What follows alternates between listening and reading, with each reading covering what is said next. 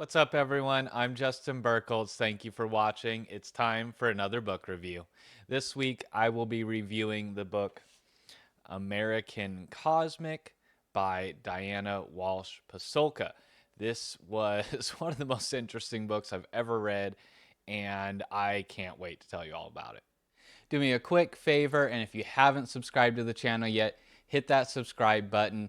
I really want to try and grow the channel as much as possible this year, and I need your help to make it happen. So thank you for that, and let's get back to the episode. So, what happens when a religious studies scholar and professor turns her attention to the UFO phenomenon? Well, what happens is you get the book American Cosmic. This book, while its subtitle here says UFOs, Religion, Technology. So it is about UFOs, technically, but it's so much more about belief. It's really a book about uh, the belief in UFOs that the media has garnered, with all the movies and X Files and all that kind of stuff. It's about Diana's own beliefs in UFOs and stuff and how they change as she studied this topic. And it's about the beliefs of certain characters in the book who are very important in the story and uh, how and why they believe in UFOs and or non-human intelligence, even though they're very highly credentialed and very successful scientists and NASA mission controllers and things like that. And it's about how beliefs are formed, how they're shaped, and how the UFO phenomenon, while it displays certain characteristics that other, religious movements have also displayed, it is also unique in its own very interesting way.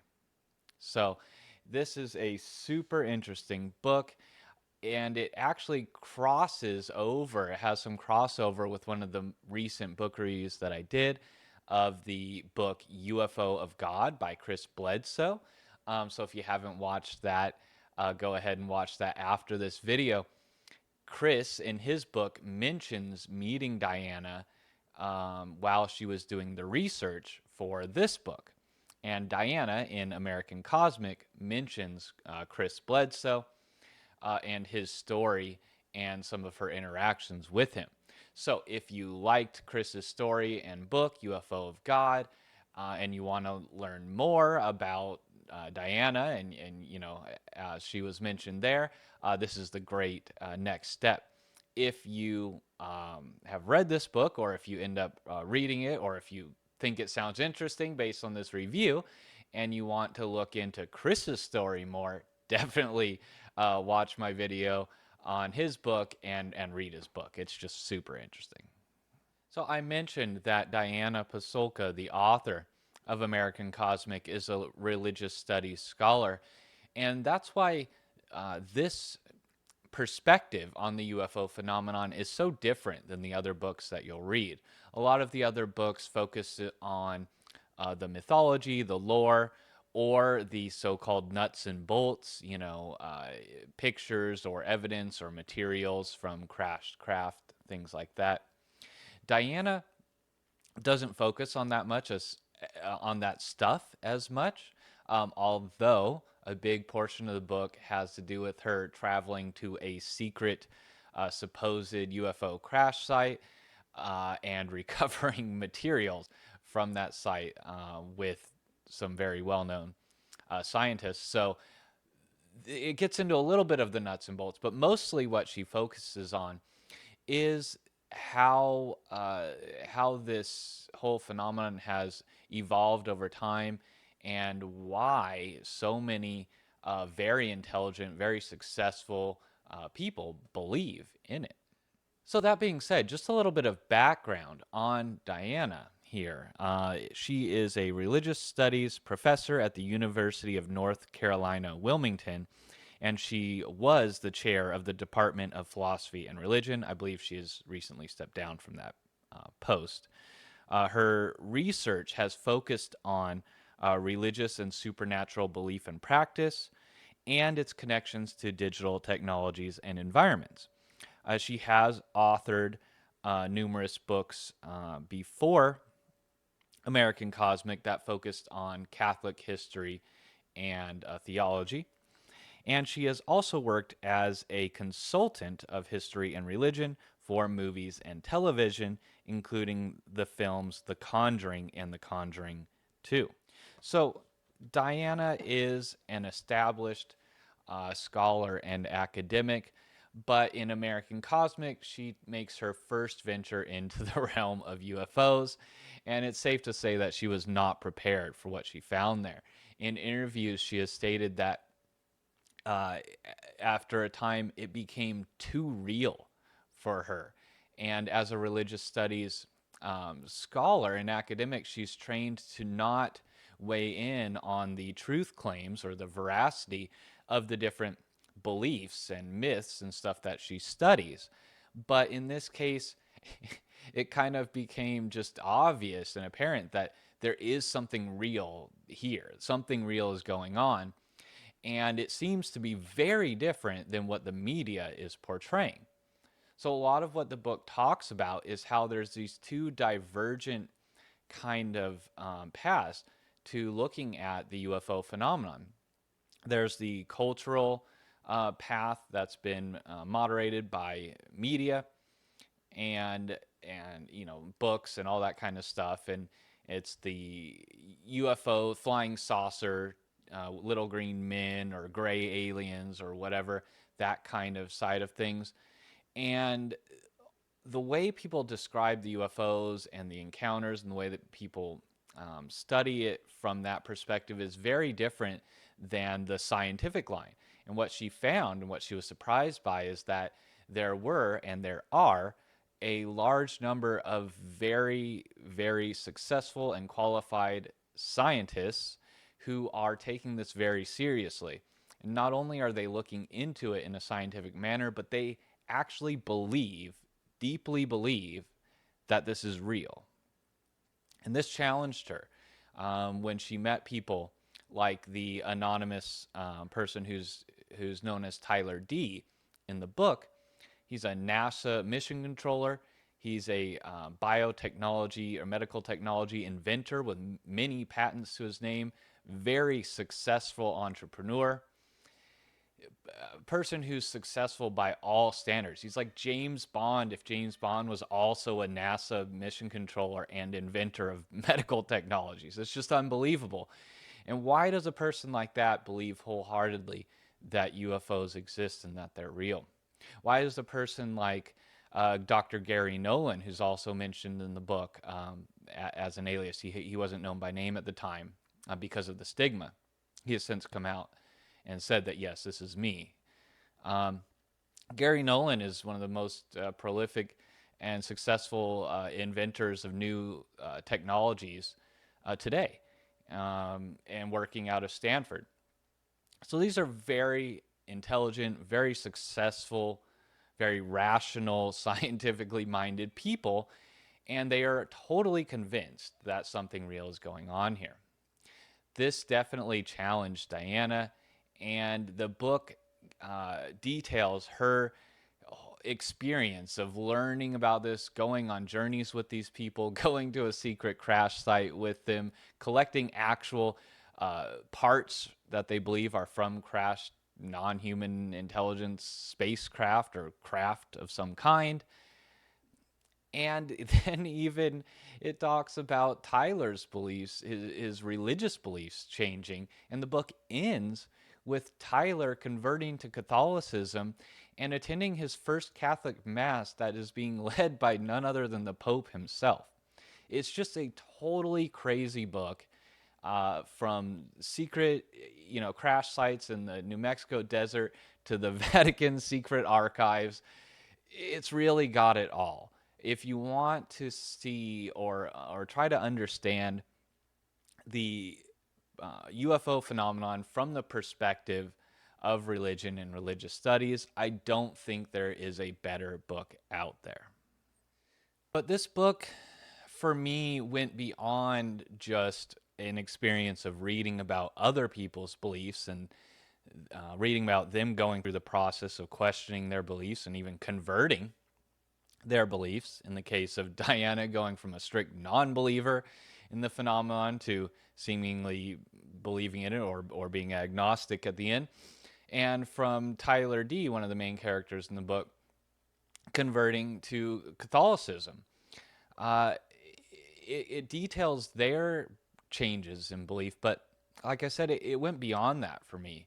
And I experienced this myself reading the book.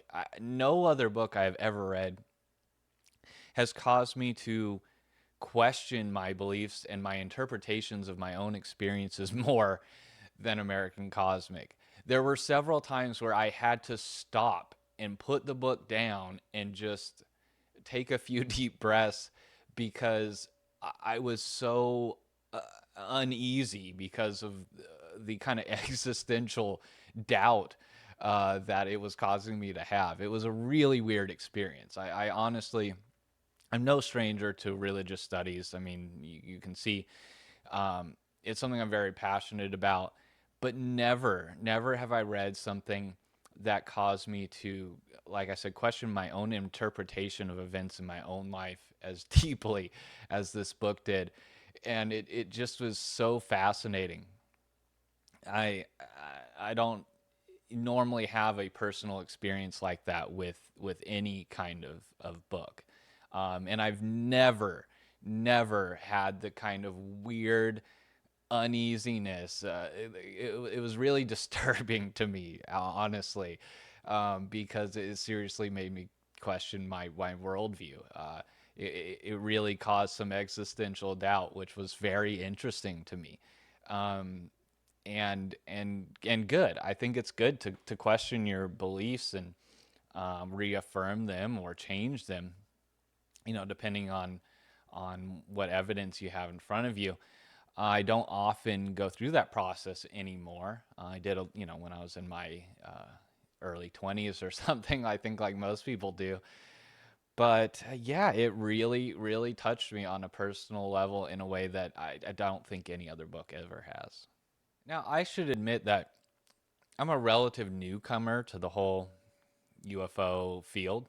Um, this is not something that I have spent a lot of time in the past researching, only really since the congressional hearings last year. I believe those were last summer, where Ryan Graves, David Grush, and David Fravor testified before Congress. That was the first time that I ever took this seriously.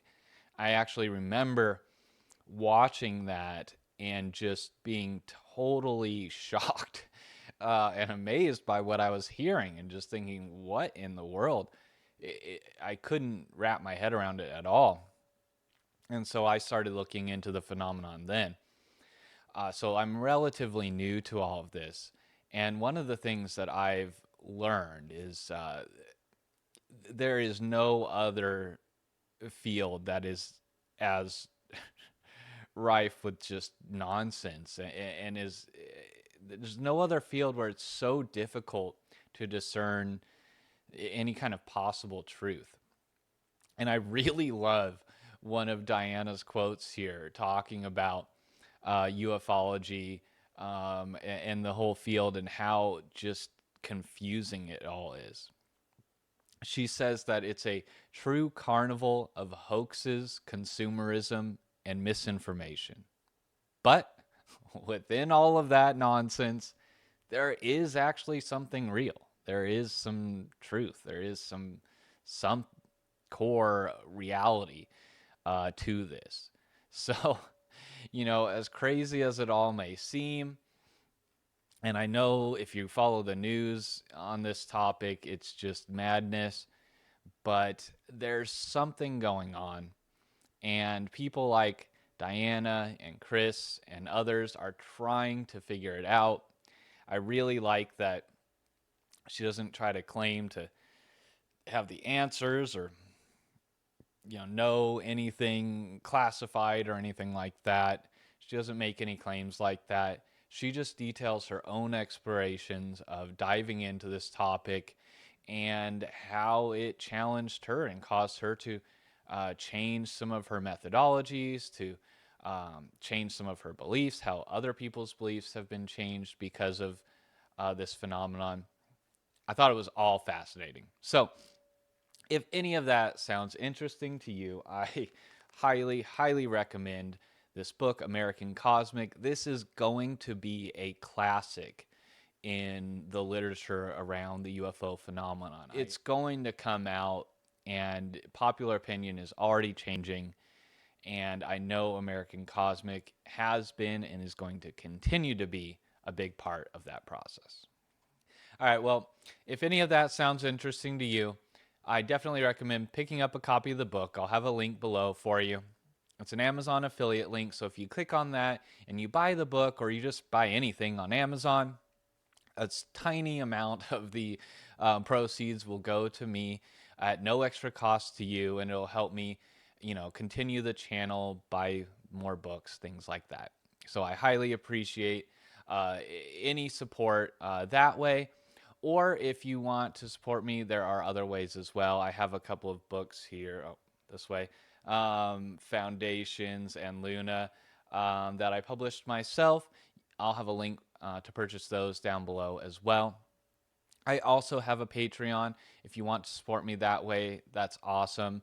Or if you just subscribe to the channel and like the video, honestly, that helps me out more than like anything else right now. So I'm super appreciative for everyone who watches, likes, shares, supports, or supports me in any way. Thank you for watching. I'll see you again next week.